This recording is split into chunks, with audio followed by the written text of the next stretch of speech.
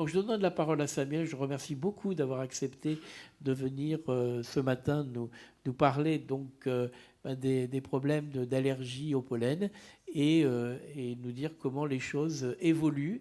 Et le constat, il n'est pas hyper favorable, si je puis dire, Samuel. Je vous donne la parole. Merci, Samuel.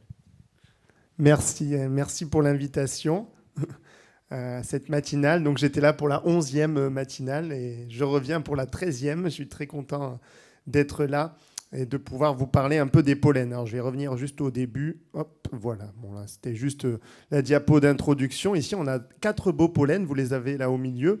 4 pollens différents. Vous voyez qu'ils ne sont pas tous les mêmes. Et c'est comme ça qu'on arrive à les reconnaître. Hein. C'est grâce à la paroi du grain de pollen, à la forme du grain de pollen, à la taille du grain de pollen qu'on arrive à les identifier et à donner des informations, bien sûr, sur les pollens présents dans l'air. Donc là, vous avez, par exemple, le premier, c'est un pollen de bouleau. Ensuite, vous avez un pollen de graminée, un pollen d'ambroisie avec ces petits pics là qui ressemblent un peu à une framboise. Et tout le dernier, là, c'est un pollen de cyprès. Donc c'est parmi les pollens les plus allergisants, bien sûr. C'est pour ça que je les ai mis ici sur cette diapo. Un petit rappel sur ce qu'est un grain de pollen, mais tout le monde sait ce que c'est, hein, bien sûr. Hein, c'est émis par les étamines des plantes. Ça permet aux plantes de se reproduire. Il y a plusieurs types de transport du grain de pollen.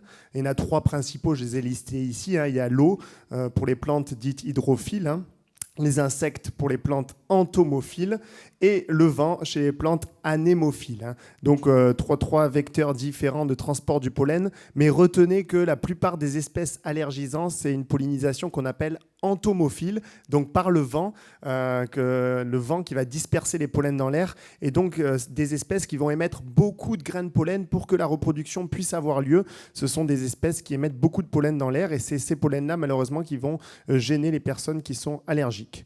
On va parler du changement climatique, je passe là-dessus, mais il y aura quelques diapos, bien sûr, là-dessus.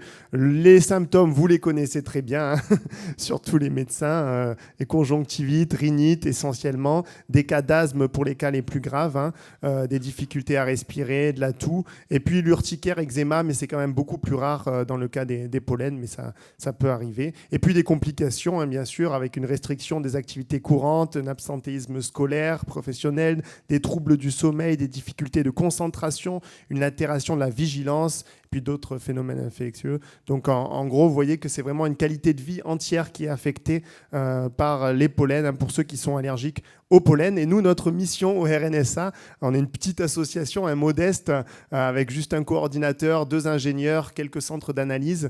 Donc c'est Michel Thibaudon, pour ceux qui le connaissent, qui a créé le réseau, hein, qui était à l'Institut Pasteur à Paris, qui a démarré un petit laboratoire là-bas dans les années 70-80, et ensuite, dans les années 90, il a créé le réseau national de surveillance aérobiologique pour mesurer les pollens à l'échelle nationale, hein, de toute la France.